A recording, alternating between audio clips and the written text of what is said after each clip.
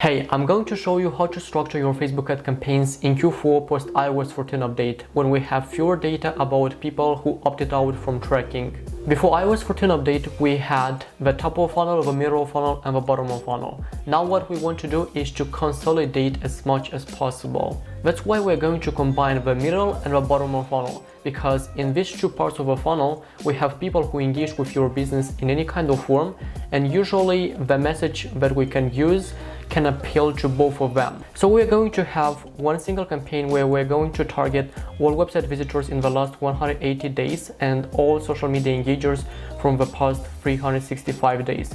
And the reason we want to use the larger range is because we want to give Facebook larger room to find our ideal customer. Here's a bonus: if you have more than 1,000 customers, then I would say to exclude them from targeting. We'll have a separate campaign targeting only purchasers that I'm gonna tell you later on. If you don't, then don't bother yourself excluding them, because firstly, this is a very tiny audience, and secondly, there are some chances that they might convert based on your business that you have and the products that you sell. Moving forward, we're going to have a prospecting campaign where we're going to test creatives and audiences. If you want me to record a video about how to properly test creatives and audiences, but let me know in the comments and I might create one for you. On the ad set level, we're going to have 3 to 5 ad sets where we're going to target some interests or lookalikes. And yes, we stack interests. I think targeting one interest per ad set is a completely outdated strategy. A better approach is to target based on categories. For example, magazines your customers can read, or the hobbies they have, what kind of food they eat, your opponents, and so on. When it comes to the budget, we want to spend between $10 to $20 based on your ad budget and also the price points that you have. Once the campaign's alive, we need to let it run for 4 to 7 days, and then we have to come back and see what's working and what's not. And the question is, how do we know what's working? For that, you need to know your numbers. And when I'm saying that, you really need to know your numbers. What's your average order value? What's your customer lifetime value? What's the conversion rate? What is the cost per purchase, etc. If you want me to record a video about those metrics, let me know in the comments and I might create one for you. So after 4 to 7 days, the ads and the ad sets that didn't work, we will kill, but the ads that got us a profitable return on ad spend, we will scale vertically. Basically, we will increase the budget by 20% every 3 days. So after a few weeks, if our audiences were still converting and we want to scale further, and we spend around 30 to 50 pounds a day per ad set, we need to duplicate those audiences in one single campaign that will be CBO, which stands for Campaign Budget Optimization. So what we need to do is check the audiences that have been converting, and then we need to click on duplicate, and we have to use new campaign. Here we will name our campaign CBO mean scaling, and we'll hit duplicate.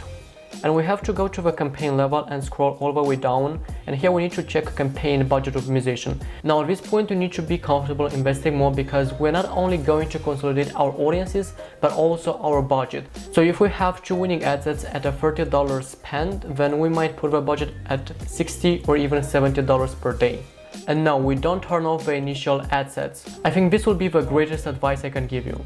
If it's working, then don't touch it. We have a few campaigns that have been running since summer that have a code called summer, and it's still working very well, giving us a 5 to 10x return on ad spend. And probably that campaign is still gonna work during Christmas holidays. The CBO main campaign, we need to run it for at least 4 days. I found that CBO needs more time until it is optimized properly. If it's working great, then scale it by 20% every 3 days.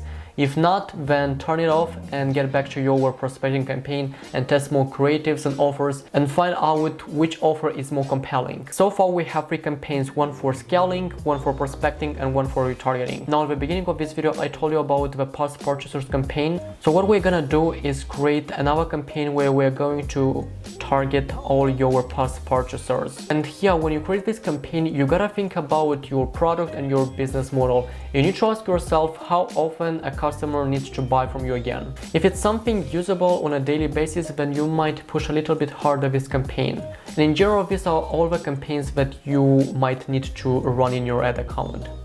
But because now we are in Q4, we will need a new campaign where we're going to focus on the most known events such as Black Friday sale, Cyber Monday, and Christmas.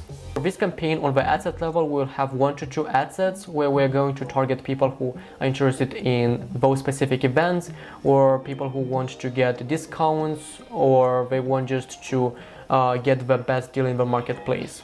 What we want to have is 6 videos/images created in advance for those events, and we will use 3 creatives at a time. For that period of time, you need to be in your ad account more often and adjust your ads more frequently. If it's working, then great, and scale it a little bit more aggressive, because you don't have much time for those sales and you need to leverage that. If it's not working and it's because of the creatives, then change them as soon as possible. By the way, if you like this video so far, then click on the subscribe button and on the notification bell to know first when I release a new video. For all the campaigns that I mentioned before, we want to use the conversions objective.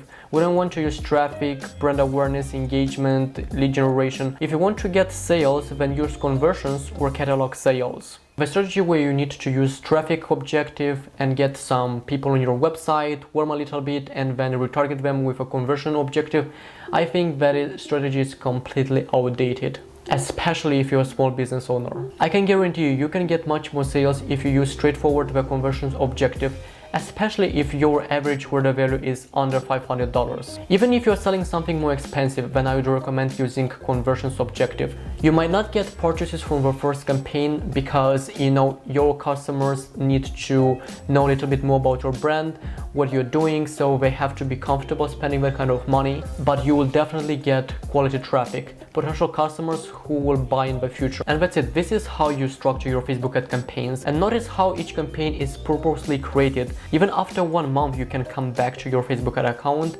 and clearly understand what is going on. Make sure you follow me to learn more about Facebook ads and how to market your e-commerce store. Because let's face it, who doesn't want to get more sales? Aren't you tired of not seeing results from your Facebook ads? So click on the subscribe button and I will see you tomorrow.